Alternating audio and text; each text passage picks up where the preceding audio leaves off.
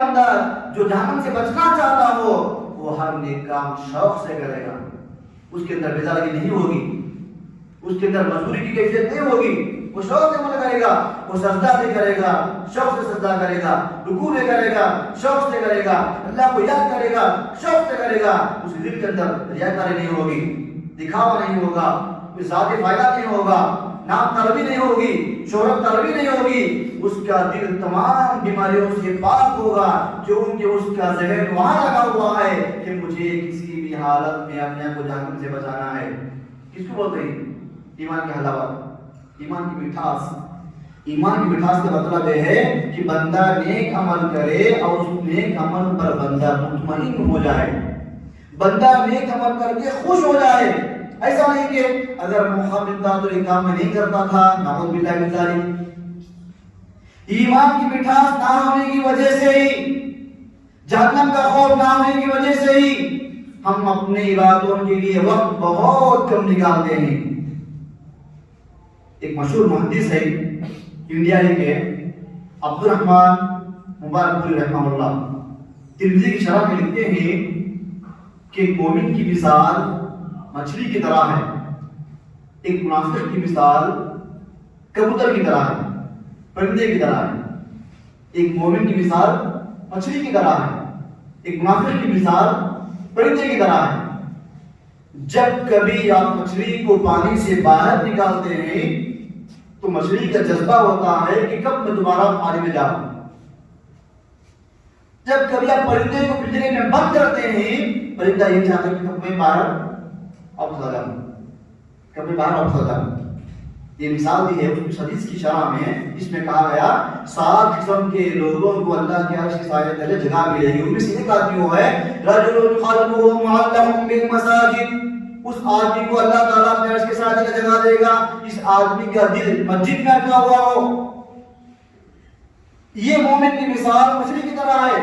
ہم دیکھتے ہیں جیسے سلام پھیرا جاتا ہے، آدمیوں کا ٹینشن لگا ہوا ہے ذہنوں میں کہ کب باہر نکلنا ہے۔ سبحان اللہ، نہیں، اذکار پڑھیے، اللہ سے دعائیں کیجیے، جہنم سے پناہ مانگیے، اللہ سے جنت مانگیے، اللہ سے عافیت مانگیے، سب چلا گیا۔ کب باہر نکلنا ہے؟ یہ منافق کی علامت ہے۔ جیسے پرندہ باہر نکلنا چاہتا ہے، مچھلی جب باہر نکلتی ہے پانی سے کب اندر جاؤں، ایک مومن ایسا ہوتا ہے، مومن اپنی ساری بندگیاں انجام دینے کے بعد جب اپنے گھر پہنچتا ہے اس دماغ میں بات ہوتی ہے پھر کب عصر ہوگی، کب مغرب ہوگی، کب عشاء ہوگی، دوبارہ پلٹ کر کے آنا ہے۔ جیسے مچھلی چاہتی ہے پانی میں جانا، تو مومن چاہتا ہے مسجد میں آنا۔ جیسے پرندہ چاہتا ہے مسجد سے باہر نکلنا، تو منافق چاہتا ہے مسجد سے باہر نکلنا۔ محترم بھائیو، اگر ہمارے پاس اللہ رب العالمین سے مانگنے کے لیے وقت نہیں ہے، جنت طلب کرنے کے لیے وقت نہیں ہے، جہنم سے بچنے کے لیے ہمارے پاس وقت نہیں ہے، بہت افسوس کی بات ہے۔ اسی لیے جب ہم کو ایمان کی مٹھاس معلوم ہوگی تو پھر ہمارا عمل انشاءاللہ آسان ہو جائے گا۔ وہ جہنم اللہ رب العالمین نے قرآن مجید میں بے شمار آپ کو بتا کہ جہنم کیسی ہے۔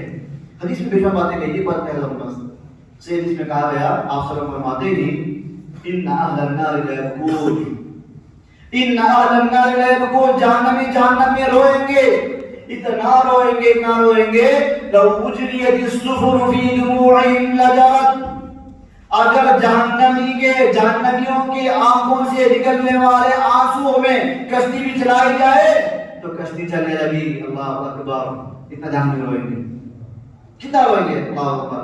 حدیث میں آتا ہے کہ جو پتھر آپ جہنم کے اندر داخل کر کے آپ فرماتے ہیں ابھی آج جو پتھر گرا ہے جہنم کے اندر، آج سے 70 سال پہلے اس کو ڈالا گیا تھا، جہنم کی گہرائی تک پہنچنے کے لیے اس کو کتنے سال لگے؟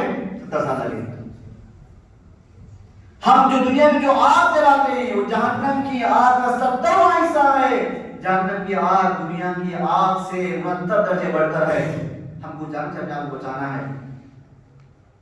محترم بھائیو، جہنم سے بچنے کے لیے ہمارے پاس ذرائع ہیں، ہمارے پاس امکانات ہیں، ہمارے پاس، ہم تو ایمان لا چکے ہیں، ہمیں ایمان اپنا مضبوط کرنا چاہیے، عمل میں آگے بڑھنا چاہیے، اخلاص ہمیں اپنانا چاہیے، ہمیں اللہ کی اطاعت کرنی چاہیے، ورنہ ایک دن ایسا آنے والا ہے جس دن کوئی بندہ جہنم کی آگ سے بچنا بھی چاہے نہیں بچ سکتا۔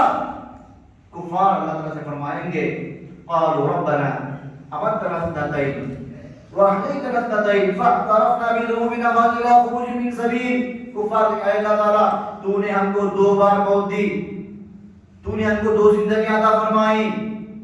فاعترفنا بذنوبنا, ہمیں اپنے گناہوں کا اعتراف ہے, ہم اپنے گناہوں کو مانتے ہیں, ہمیں پچھتاوا ہے.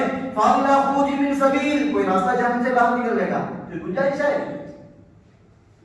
اسی طرح سورہ فاطر میں کہا گیا وهم يصطرخون فيها, جہنم میں کفار چیخ و پکار کریں گے, چیخیں گے, چلائیں گے اور کہیں گے ربنا اخرجنا نعمل صالحا غير الذي كنا نعمل, اے اللہ تم کو جہنم سے نکال دے, ہم پہلے جو عمل کیا دوبارہ وہ عمل نہیں کریں گے, ہم نیک عمل کریں گے.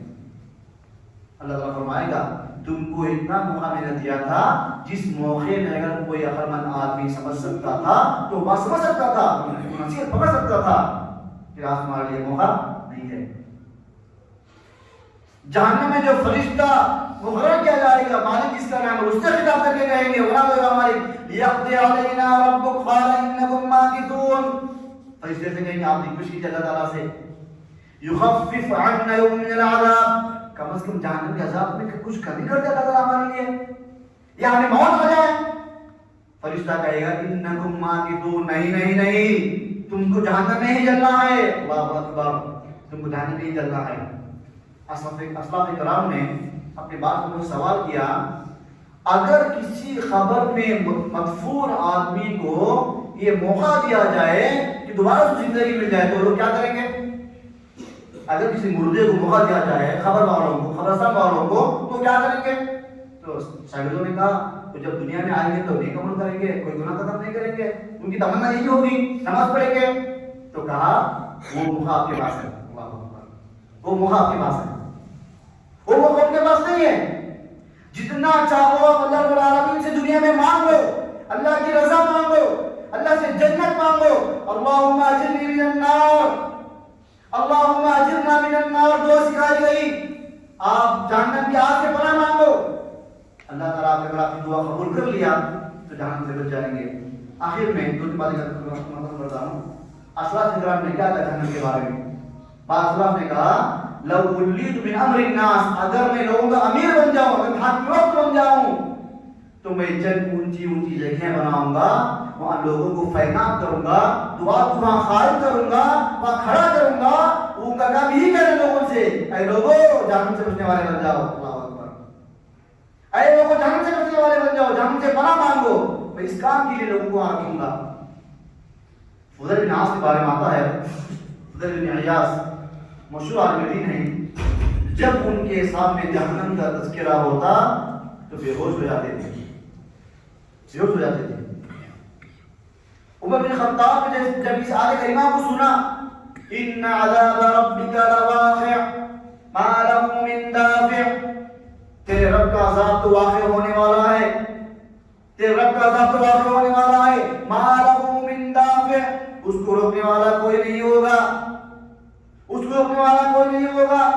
جب ایک شخص یہ آیت کریمہ نماز میں تلاوت کر رہا تھا, عمر بن خطاب نے آیتوں کو سنا, 1 مہینہ پورا بیمار ہو گئے. اللہ اکبر, کوئی نہیں جانتا کہ کیا بیماری ہے. اللہ اکبر, کیا بیماری ہے؟ وہ جہنم میں جانے کا خوف ہے, وہ ٹینشن ہے, تاریخ میں یہ بھی مذکور ہے. عمر بن خطاب کہتے ہیں کہ جہنم سے میں اتنا خوف کھاتا ہوں اگر اللہ تعالیٰ یہ اعلان کر دے کہ زمین کے سارے لوگ جنتی ہیں, ایک آدمی جہنمی ہے, میں سمجھوں گا کہ جہنمی میں ہوں. اللہ اکبر, یہ جہنم کا خوف. محترم بھائیو, کوئی بھی ہم گناہ کا کام کرتے ہیں, چوری کرتے ہیں یا دھوکہ دیتے ہیں یا جھوٹ بولتے ہیں یا نماز چھوڑ کر کے سوتے ہیں, کسی کو تکلیف پہنچاتے ہیں, حرام کماتے ہیں, حرام کھاتے ہیں, حرام کماتے ہیں, ان تمام کاموں کو کرنے سے پہلے سوچ لے کیا ہمارے ان کاموں کے بدلے میں ہم کو جو جہنم اگر مل جائے کیا ہم اس کو برداشت کریں گے؟ کیا ہم اس کو سہ سکیں گے؟ اگر کسی آدمی کو یقین ہے کہ میں جہنم کی آگ کو برداشت کر لوں گا, وہ بھی گناہ کرے, ہر کوئی آدمی ایسا.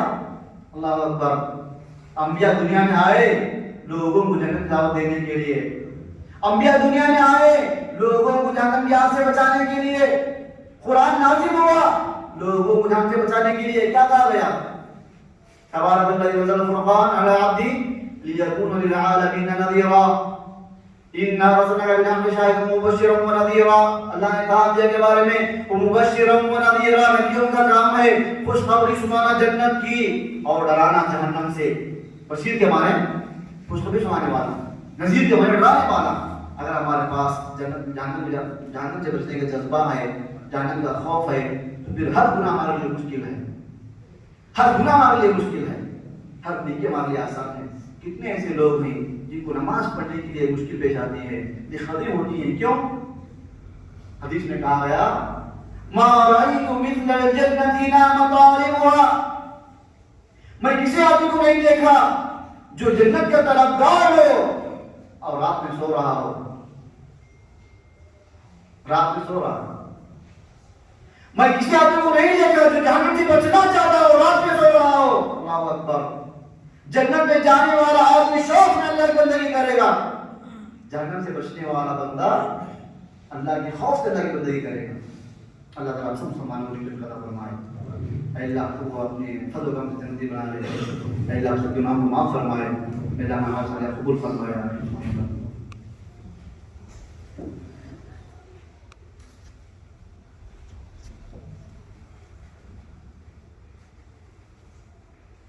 الحمد لله رب العالمين والصلاة والسلام على أشرف الأنبياء والمرسلين وعلى آله وأصحابه أجمعين. أما بعد، أعوذ بالله من الشيطان الرجيم.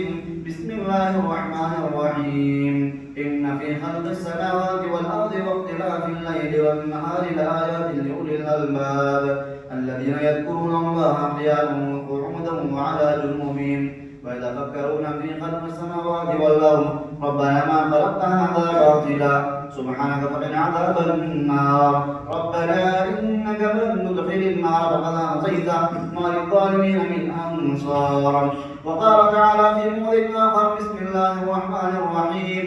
إن الله يأمر بالعدل والإحسان وإيتاء ذي القربى وينهى عن الفحشاء والمنكر ولذكر الله أكبر والله يعلم ما تصنعون.